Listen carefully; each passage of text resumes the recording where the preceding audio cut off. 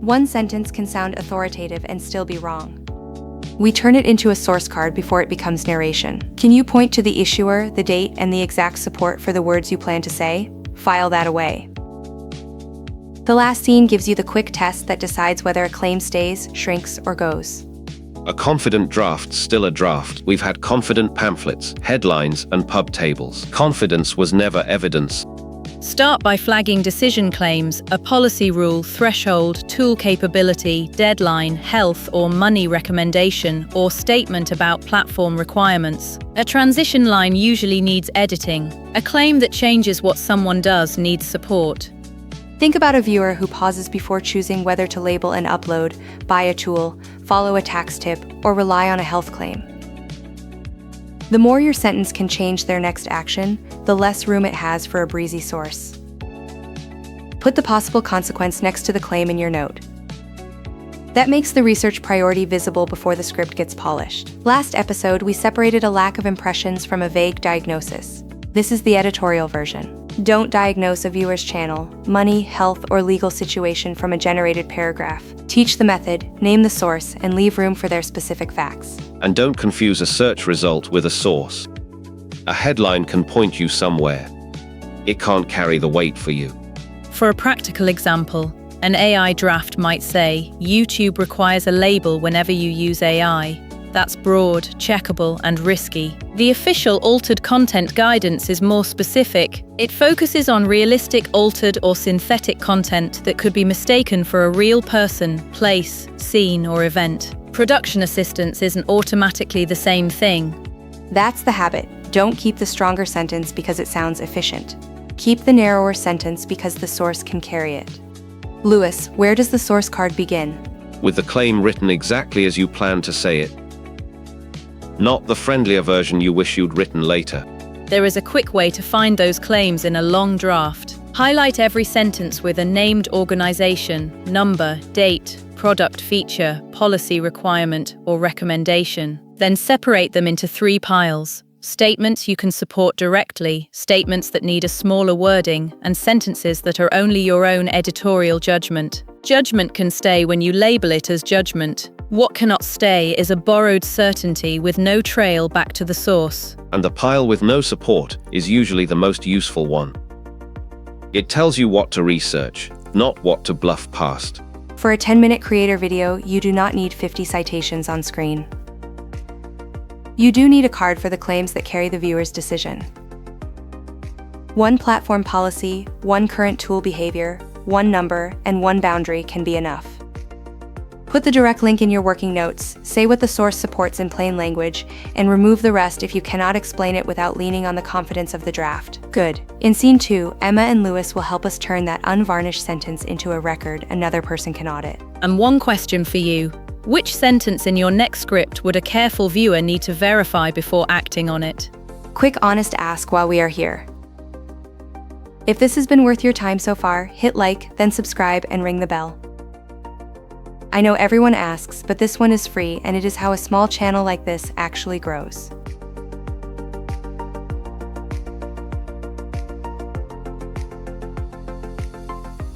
Now the card, it's deliberately small. The exact claim, issuing organization, publication or update date, direct supporting passage, and an uncertainty note. Professor Rahman is with us for the working pass.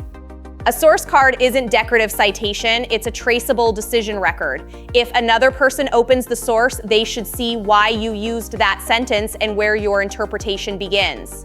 Use the original issuer when it exists. For a YouTube policy question, begin with YouTube help. For a government limit, begin with the issuing agency. For a product capability, begin with current documentation. A commentary article may add perspective, but it's not a substitute for the rule itself. Right, and that's the problem with the fast route.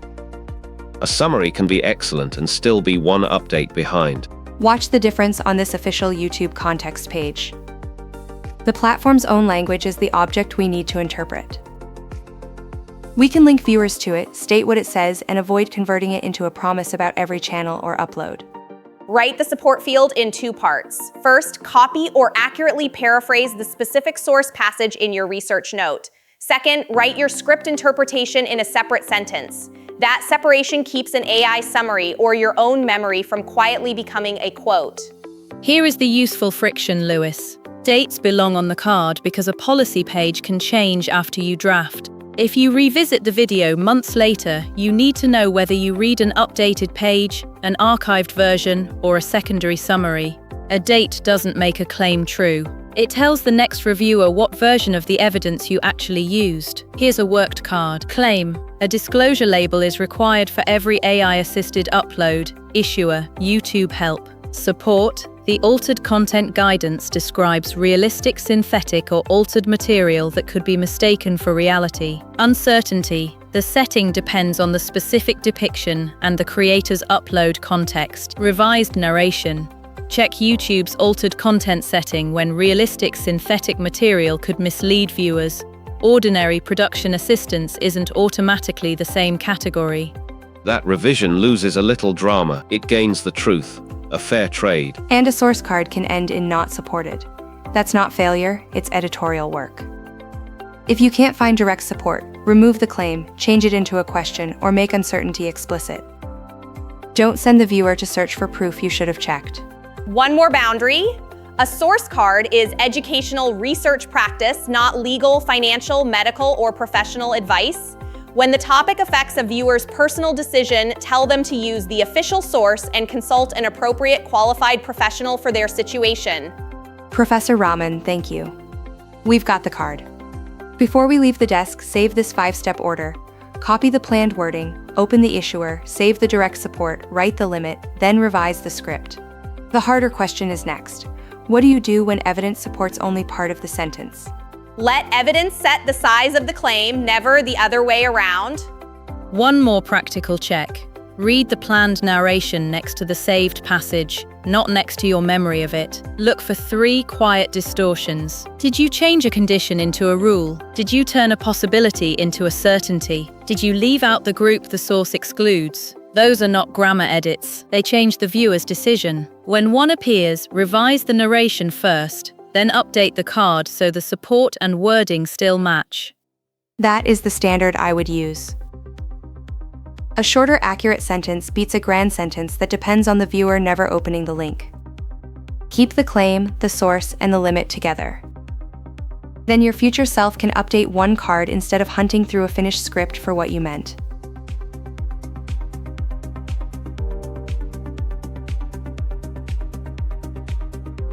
The evidence supports only half the sentence. Fine. Which half lives, Erica? The supported half. That sounds obvious until a polished draft's in front of you. AI can help locate candidate sources, sort notes, compare wording, and flag claims for review. It can't decide that a source means more than it says. That's human editorial judgment.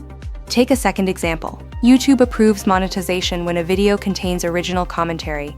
The policy does value original, authentic content, but no single sentence can guarantee approval. Reviewers assess a channel in context, including its theme, videos, metadata, and other signals. So the supported script isn't a promise, it's guidance. Build each video around original value and review current policy before you apply.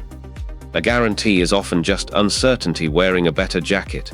When a claim's contested, high stakes, or based on changing policy, add a second appropriate source. Don't count 2 blogs repeating the same unsourced line as 2 sources. Look for independent support or the primary document plus a credible explanation of how it applies. If sources disagree, say so and don't pretend the disagreement's settled.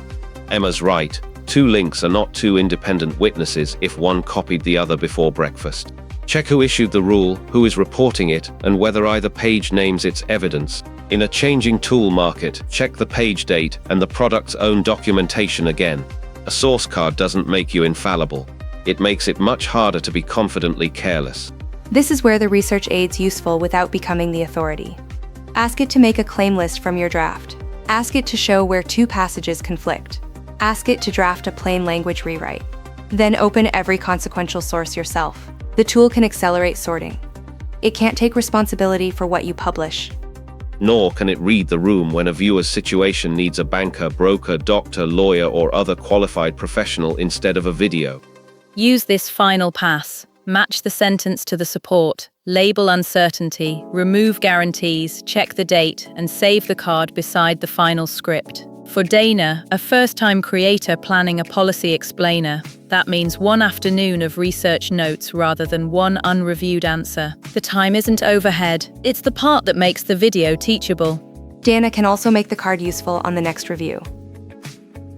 Put the source URL, the access date, and the revised script line in the same folder. If a platform later changes its language, you don't have to remember every phrase that relied on it. Search your source card notes, reopen the issuer page, and decide whether the claim still fits. That is a manageable maintenance habit, not a demand for a research department. Now we can pay the opening promise. The quick test is this. Can you show a skeptical viewer the claim, issuer, date, direct support, and uncertainty without adding a new explanation? If yes, the card's doing its job. If not, the sentence hasn't earned its confidence. Smaller claim, better source.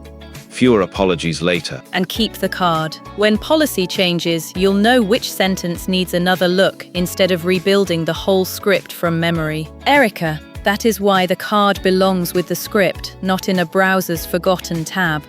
My verdict is simple. Use AI to make the research pass faster, never to make the verification pass disappear.